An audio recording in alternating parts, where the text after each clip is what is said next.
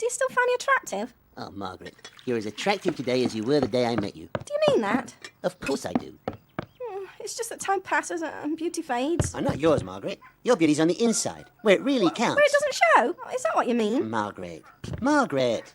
I know what this is about. Our anniversary, isn't it? In 3 days, we'll have been married 15 years. Oh, I can't believe you remembered. Of course I did. It was the same day as that football stadium collapse in Hendon, remember? Stop it! Oh, we should celebrate. Ouch! I suppose we could. You too. But we shouldn't be forced by society to feel that we have to do anything to celebrate our anniversary. Oh, I suppose you're right. Husbands and wives should show their love for each other every day of the year, not just on their anniversary. I mean, what if a fella dropped down dead the night before his anniversary, Margaret? I mean, he was waiting till that special day to tell his wife he loved her, and bang, gone. Too late to say anything. Oh, the only night some couples go out to dinner is on their anniversary. How boring is that? Right, and once a year they give each other a gift. I mean, people should give each other gifts when they feel the urge. Never mind when the greeting card company tells them it's time. I can't remember the last time we gave each other a gift. Well, it's a thought that counts, Margaret. My mother gave my father a cardigan, or something equally boring for their anniversary. I mean, he could have bought his own cardigan, couldn't he? Oh, mustn't be late. See you later. All right. Bye.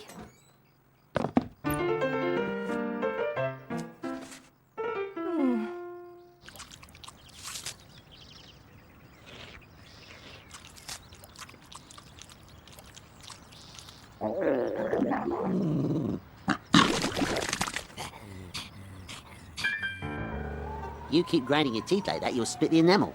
Ah, it's business pressures, Doc. It's a jungle out there. Oh, I know. We run in the rat race, and we run ourselves into an early grave. I wish. I sell cemetery plots. Ooh, that seems rather gruesome. Not at all. My clients find great comfort in knowing their kids aren't going to end up burying them in next to some parking lot. We don't have kids. Open? Oh, even more reason. You got no one to look after it for you when the time comes. Pre-planning is what we call it. Close. Right, we'll come back tomorrow. I'll fit you with a mouthguard for sleeping. Doc, can I ask you a favor? I suppose, sure. I've got this new supervisor, see, and I have to show him contact lists every day, or else he thinks I'm goofing off. Can I put your name down as a possible? Possible what? Customer. I'm really not interested. That's okay, just so I can say I talked to you. No one from the office will call, I promise you. Yes, all right. But I don't need salesmen coming round with granite samples. No, don't worry. Thanks, Bob.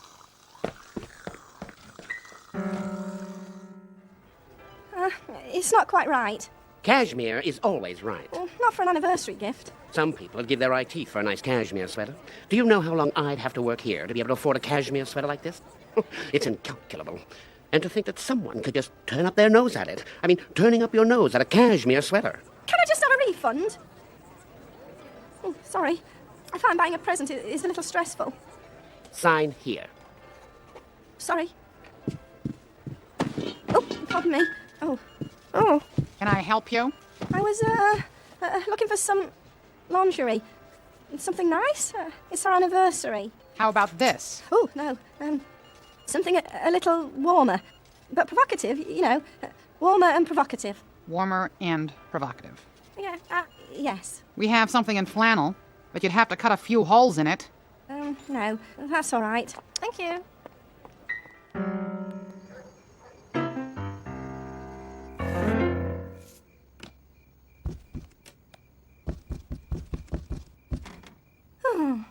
Look how young we were.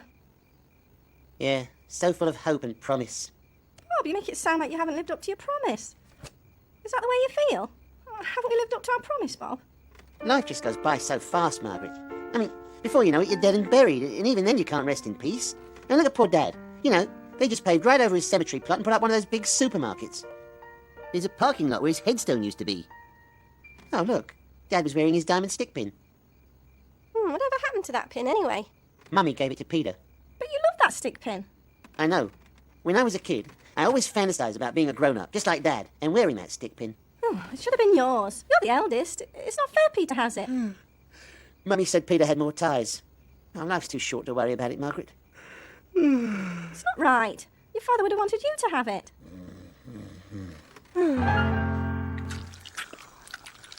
Doc, listen. Write down on this. What are you doing at 5:30? Catching my train home. Open. Well, you see, I got this new supervisor who's always doing spot checks. And I had a client cancel, and I really need someone to be showing a plot to this evening when the super shows up. Well, I'll give you a ride home afterwards. Door-to-door service. I don't think so. Doc, I got bills to pay. Yours included. No, get down! Stop it! Sit! Yoo-hoo! Margaret! Well, honey, there you are. I've been waiting for you. I would have come get you, but I didn't know where you were, not being a private detective. Anyways, the point is, I was just baking some squares for the church and watching for you out the window, and the thing is, these two are some geezly sick. Oh, you poor things. Bob's cousin will have a fit if anything happens to these cats while they're away. William, Elizabeth, stop it! Natural instinct, eh? They can smell the weakness. What happened to them?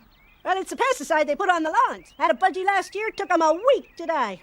Wasn't pretty. Anyway, I got some bologna pinwheels in the oven. Bologna and cheese, a marriage made in heaven. I'd get 'em to a vet pretty damn quick if I was you, honey. I hope this won't take too long. No, I'll just run you around in the golf cart, let the boss see you, and we're out of here. It really is quite lovely. Very peaceful. Yeah, they're the prime spots. 4,000 apiece. I gotta call my boss. Feel free to look around. Yeah, hi, boss. Sorry, yes, sir. I'm sorry, sir. Yes, I'm... Oh, excuse me. Oh, that's all right. I was just visiting my husband. He's, Right here. Before he died, he said, knowing where I'm going makes it all seem worthwhile. We didn't have any kids, you see, just a couple of dogs. Anyway, when I go, I know where I'm going too. Right beside him. Oh, it's such a comfort. I suppose it would be, yes. Anyway, sorry to bother you. Excuse me. Oh, no bother.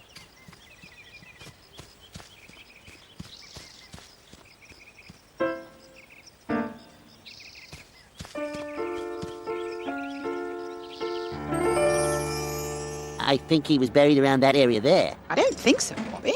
Have you lost something, darling? Oh, my father, actually. We think he's buried under this concrete, but we can't agree where. Oh, I never saw nothing, mate. Sorry. It was a cemetery that used to be here, wasn't it? Oh, the cemetery. Gotcha. We got the gravestones all lined up against the wall over there, near the recycling bins. Take what you need. Cheers. You're welcome. What a nice man. William, stop that, you... Oh, it's hopeless. Here we are, Bobby. Here's Daddy. Oh, no, what have they done? Sorry about that, Dr. Fish. He's a hard hand, that supervisor of mine. Got him made brass. Is there any way this place could be, I don't know, mowed over and a parking lot put in its place? Dr. Fish, this land is protected by the Ravine and Wildlife Association. No one is building anything here ever. I've made a decision.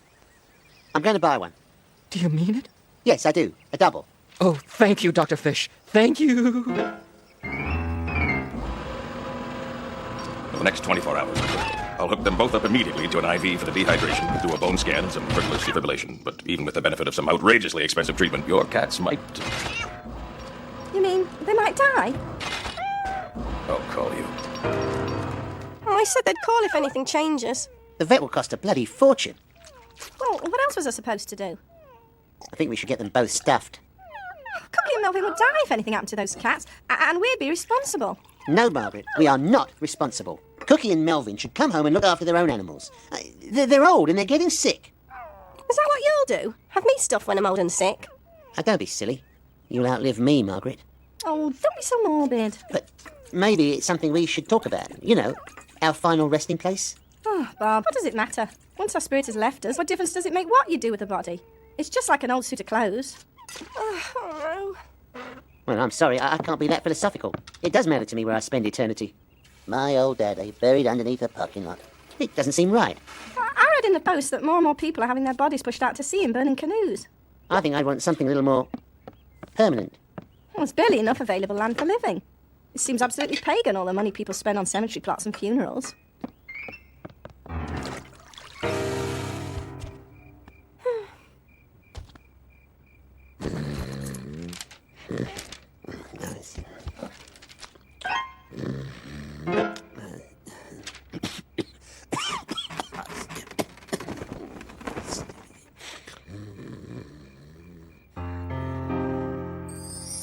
What if a fella dropped down dead the night before his anniversary? You'll outlive me, Margaret. Maybe it's something we should talk about. He was the greatest man who ever lived. Oh, excuse me. Look how fat he was getting in the face. Here, Peter. So nice of you to lend Bobby your pin.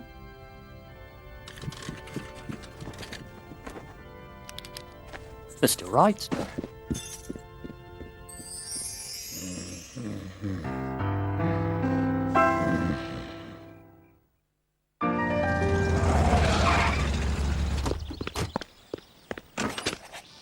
Dr. Fish! Mr. Dunlop, I'm afraid I'm going to have to cancel my purchase. It was something of an impulse buy. You see, we've only just moved to Canada, and I don't think a final resting place should be a priority in my life right now. So, sorry. Geez, Dr. Fish, I'd really like to be able to help you, but as you can see... Sorry, but my hands are tied. I don't really want to start thinking about a lawsuit, but I may be forced to start thinking about it. You're not trying to buy that plot back, are you, you rat? Don't listen to him, honey. He's just sore because he found out the city put a moratorium on cemetery land, and these plots are going to triple in value by next year. Well then, I may let you off the hook. This time.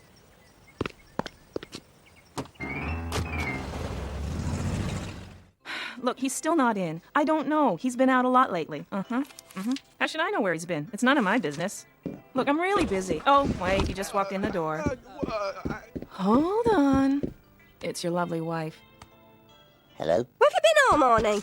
I was trying to reach you. I, had a doctor's appointment. What?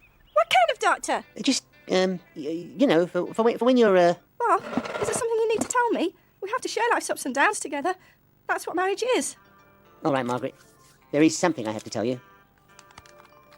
Look, I can't talk here. It's not a big deal, really. We'll discuss it when I get home. Okay, Margaret? Okay, Bob.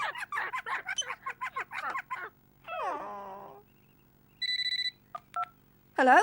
Oh, Dr. Murdoch. They're hanging on? By a thread? Thank you. Margaret! I'm home. Come with me, Margaret. I'm taking you out.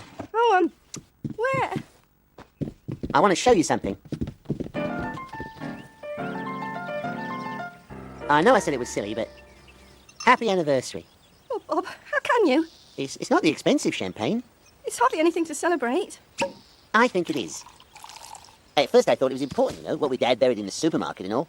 Parking lot. Sorry? Your dad's headstone. You said it was a parking lot. Yeah, but you opened my eyes, Margaret. What you said about our spirits going free when we die and who cares about our bodies. It's true. You made me see that. I did? Yes, I realised it was silly of me to be thinking of something so temporal in the face of a yawning eternity. But then I looked at it as an investment.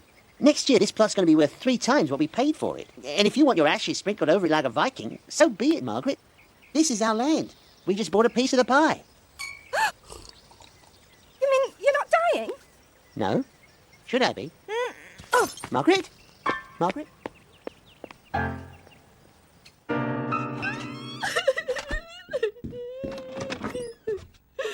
Margaret?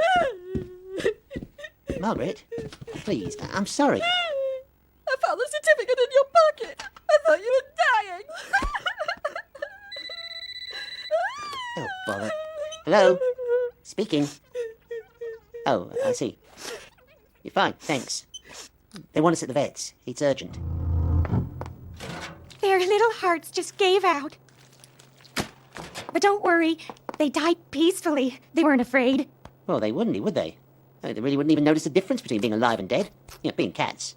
Perhaps you'd like to talk with our grief counselor? No. No. They weren't really ours, you see. Sometimes it helps.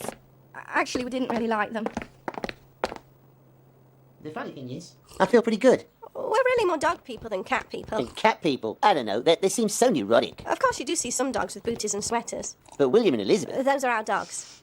We don't treat them any differently than we would children. If we had children. I'm sorry for interrupting, but you see, due to a little computer glitch, it turns out that your cats are fine. It's Puff and Patty Paws that passed on. Your Bailey and Buster have made a full recovery. Oh, and here's your bill.